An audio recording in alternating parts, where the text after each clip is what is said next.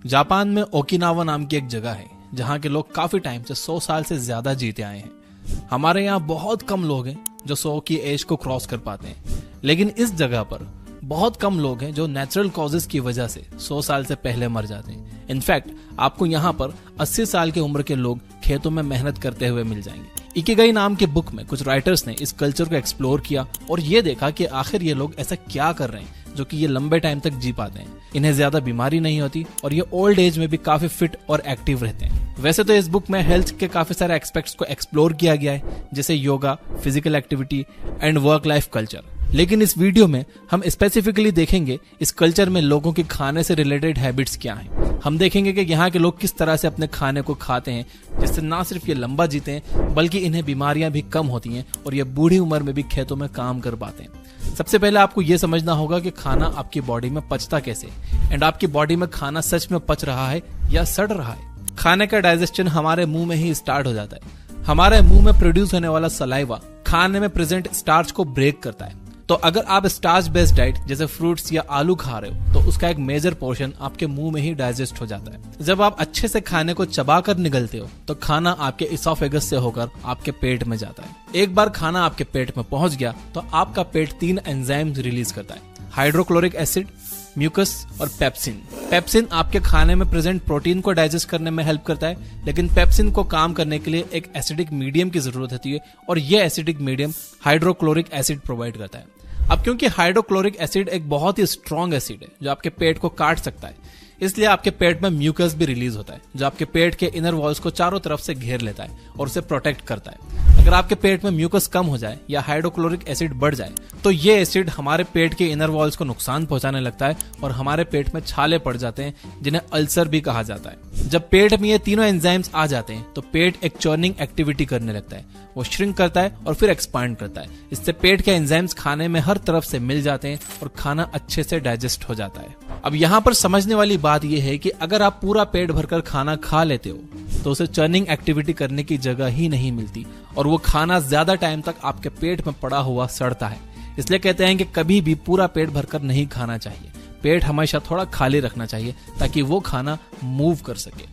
पेट में 4-5 घंटे तक रहने के बाद आपका खाना वहां से निकलता है और फिर स्मॉल इंटेस्टाइन में जाता है।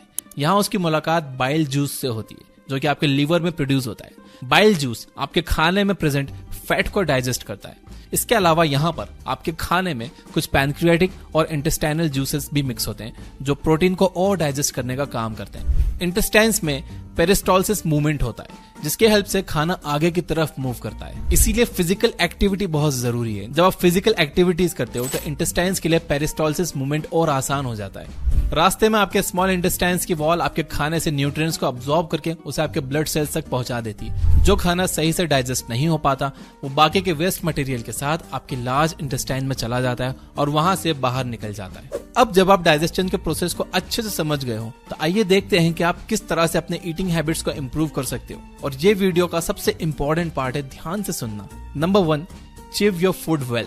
जैसा कि हमने देखा कि आपके खाने का डाइजेशन मुंह से ही स्टार्ट हो जाता है।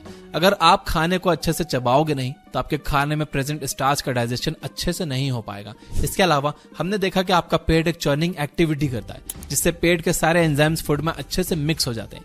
इमेजिन करो कि आपने अपने खाने को अच्छे से नहीं चबाया और आपके पेट में कुछ सॉलिड फूड पार्टिकल्स चले गए। ऐसे में वो एंजाइम्स आपके खाने में अच्छे से मिक्स नहीं हो पाएंगे और वो सॉलिड फूड अच्छे से डाइजेस्ट नहीं होगा।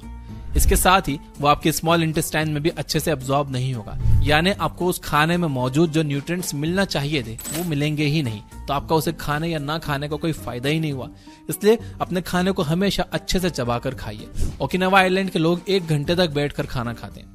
आयुर्वेद के अकॉर्डिंग आपको अपने खाने को कम से कम 32 बार अच्छे से चबाना चाहिए ताकि सारे सॉलिड पार्टिकल्स ब्रेक हो जाएं और उसमें सलाइवा अच्छे से मिक्स हो जाए। यानी एक तरह से आपको अपना खाना खाना नहीं चाहिए बल्कि पीना चाहिए। आपको अपना खाना इतना चबाना चाहिए कि वो आपके मुंह में ही एक लिक्विड बन जाए। Number 2, don't over eat.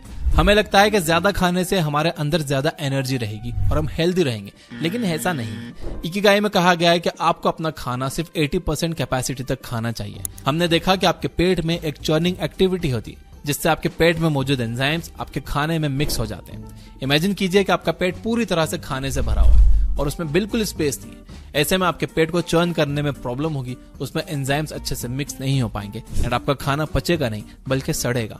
And जब खाना सड़ता है तो हमें एसिडिटी होती है, मुंह से बदबू आने लगती है, इसलिए आप कभी भी पूरा पेट भरकर मत खाओ। Number 3, don't drink water after eating food. अगर आपने बचपन में रसना पिया है तो आपको पता होगा कि उसमें एक लिमिट तक पानी डालते हैं। अगर आप उसमें बहुत ज्यादा पानी डाल दोगे तो उसका टेस्ट फीका हो जाएगा। पानी हर चीज को डाइल्यूट कर देता है और उसे कम इफेक्टिव बना देता है। दूध में पानी मिलने से वो पतला हो जाता है और एसिड में पानी मिलने से वो कम इफेक्टिव हो जाता है। जैसा कि हमने देखा कि हमारे पेट में काफी सारे एंजाइम्स रिलीज होते हैं, तो जब हम खाने के ठीक बाद पानी पी लेते हैं तो हमारे ये सारे एंजाइम्स डाइल्यूट हो जाते हैं, उनका असर कम हो जाता है, जिससे हमारा खाना सही से डाइजेस्ट ही नहीं होता। आयुर्वेद में बताया गया है कि खाने के बाद हमारे पेट में जठर अग्नि जलती, जिससे खाना पचता है। अब अगर आप पानी पी लोगे तो वो अग्नि तो बुझ जाएगी, फिर खाना पचेगा नहीं, सड़ेगा। इसलिए खाने से कम आधे घंटे बाद तक आप पानी मत पीजिए। Number 4, do some form of physical activity. Okinawa के लोग लंबे टाइम तक फिट रहने के लिए काम नहीं करते, वो लोग काम करते हैं इसलिए वो लंबे टाइम तक फिट रहते हैं। वहां के लोग आज भी अपने डेली काम को करने के लिए टेक्नोलॉजी का यूज नहीं करते, वो अपने हाथ से काम करना पसंद करते हैं। हमारी जनरेशन की प्रॉब्लम यह है कि हम सारा दिन बैठे बैठे निकाल देते हैं। इस वजह से हमारा ब्लड सर्कुलेशन खराब हो जाता है, हमारे इंटेस्टाइन्स में पेरिस्टोलिसिस मूवमेंट भी नहीं हो पाता। इससे हमारे खाने को आगे मूव करने में प्रॉब्लम होती है, जिससे वो खाना टाइम पर प्रोसेस ही नहीं हो पाता। इसलिए जरूरी है कि आप दिन भर में थोड़ा फिजिकल एक्टिव रहने की कोशिश करो। लिफ्ट की जगह स्टेयर्स यूज करो, मार्केट पैदल या साइकिल से चले जाओ, या फिर अपनी गाड़ी थोड़ी दूर पार्क कर दो ताकि आप मार्केट पैदल चलकर जा सको। अगर आप अपने फोन में कुछ टाइम पास कर रहे हो तो टहलते टहलते हुए कर लो यार, बेड पर लेट कर नहीं। नंबर 5, ईट फाइब्रस फूड। जब आप एक एप्पल खाते हो तो कुछ टाइम के बाद एप्पल का सारा जूस निकल जाता है और आपके मुंह में सिर्फ फाइबर बच जाता है। ये फाइबर डाइजेशन प्रोसेस को इम्प्रूव करने का काम करता है। हरी सब्जियां और फ्रूट्स में बहुत सारे फाइबर होते हैं। जब आप फाइबरस फूड खाते हो तो फूड आपके पेट में एक साथ अच्छे से मूव कर पाता है और आपका डाइजेशन भी सही हो पाता है। अगर आप एप्पल छील के खा रहे हो या सिर्फ उस फ्रूट का जूस पी रहे हो तो इससे आपका पेट पूरी तरह से साफ नहीं होगा। इसलिए आप अपने डाइट के साथ हमेशा कुछ ना कुछ फाइबरस आइटम जरूर रखिए। खाना खाने का एक सिंपल रूल आप याद रख लो, आपको 100 साल पीछे जाना है। जो चीज 1900 से पहले खाते थे आप उसे खाइए, जैसे कि दाल, सब्जी, रोटी, ओट्स, मीट, फ्रूट्स एक्सेट्रा। जो चीज साल 1900 से पहले एग्जिस्ट तो करती थी लेकिन लोग उसे कम खाते थे, आप उसे भी कम खाओ, जैसे कि शुगर। और जो चीज साल 1900 से पहले एग्जिस्ट ही नहीं करती थी आप उसे जितना ज्यादा हो सके उतना ज्यादा अवॉइड करो। इस कैटेगरी में आपके सारे प्रोसेस्ड फूड आइटम और जंक फूड आ जाते हैं। अगर आप इस सिंपल से रूल को फॉलो करोगे तो आपको पेट से रिलेटेड कोई प्रॉब्लम नहीं होगी और लंबा जियोगे और हेल्दी और फिट रहोगे।